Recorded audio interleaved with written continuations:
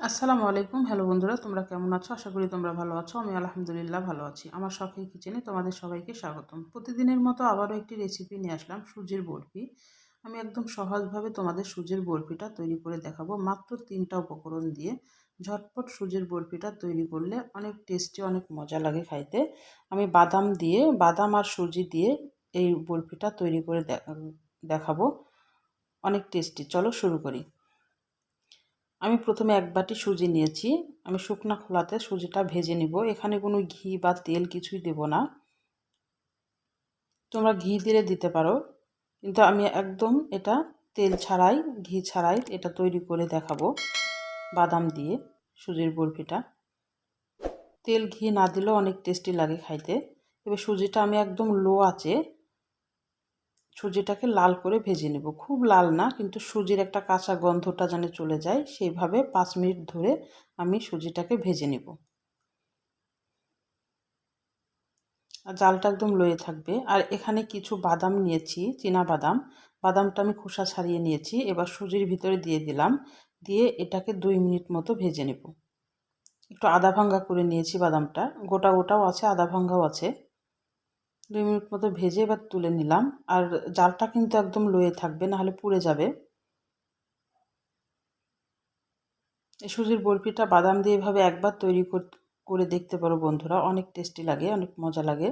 আর যে বাটিতে আমি সুজি মেপে নিয়েছিলাম সেই বাটিরই ১ বাটি চিনি দিলাম, তাহলে পারফেক্ট একটা মিষ্টি হবে। আর ১ বাটি পানি দিলাম।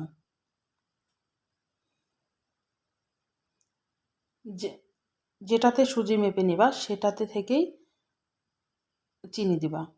সমপরিমাণ চিনি দিলে একদম মিষ্টির পারফেক্টটা একদম পারফেক্ট থাকবে। এবার এটাকে মিডিয়াম আঁচে জাল করে নিতে হবে। চিনির একটা তাক আনতে হবে। চিনিটা একদম ঘন করে ফেলতে হবে।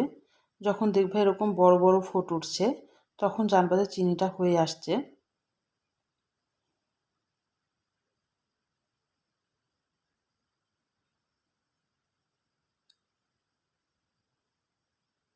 বড় বড় ফোঁট ওঠার পর ২-১ মিনিট মতো আর নাড়বা।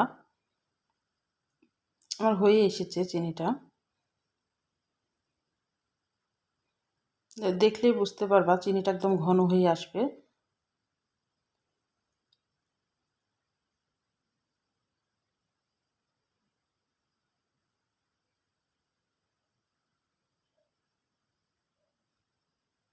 আর চিনিটা হয়ে গেছে। এবার সুজিটার বাদামটা দিয়ে দিলাম। দিয়ে এবার ঝটপট কিন্তু নাড়তে হবে। আর জালটা একদম লোয়ে করে দিতে হবে এই টাইমে। মিডিয়াম থেকে লো করে দিতে হবে। ঝটপট এটা মিশিয়ে একটা থাল রেডি করে তুলতে হবে। থালে একটু ঘি বা তেল ব্রাশ করে রাখতে হবে আগে থেকে। যে কোনো পাত্রে বসানো যায় এটা। আমি আগে থেকে একটু ঘি ব্রাশ করে রেখেছিলাম। এবার মিশ্রণটা ঢেলে দিলাম। দিয়ে একটু চূর্ণের সাহায্যে একটু সমান করে দিলাম। আর একটু ঠান্ডা হওয়ার পর এটা বরফির আকারে কেটে নিতে হবে। তাহলে আমি বরফির আকারে কেটে নিচ্ছি। একটু ঠান্ডা হওয়ার পর ৫ মিনিট রেস্টে রেখেছিলাম।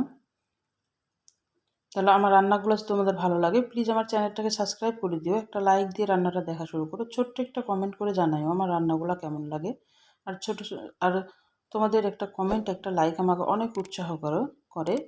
আর পাশে থাকা বেল আইকনটা প্রেস করে দিও। আমি যখনই এরকম নতুন নতুন তোমাদের মাঝে রেসিপি নিয়ে আসবো, তোমাদের কাছে যেন আগে নোটিফিকেশনটা চলে যায়।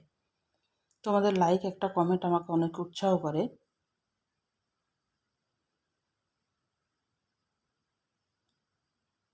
আমি কোনো ঘি দিই নাই, কিছু দিই না, কিন্তু খাইতে অনেক মজা লাগে।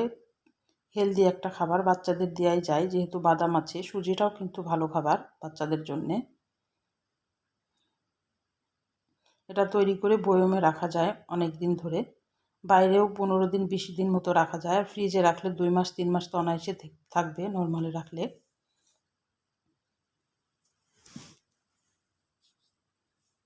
ভিতরটা কত সুন্দর হয়েছে। তাহলে আজকের মতো বিদায় নিচ্ছি। তোমরা সুস্থ থাকো, ভালো থাকবে। আল্লাহ হাফেজ।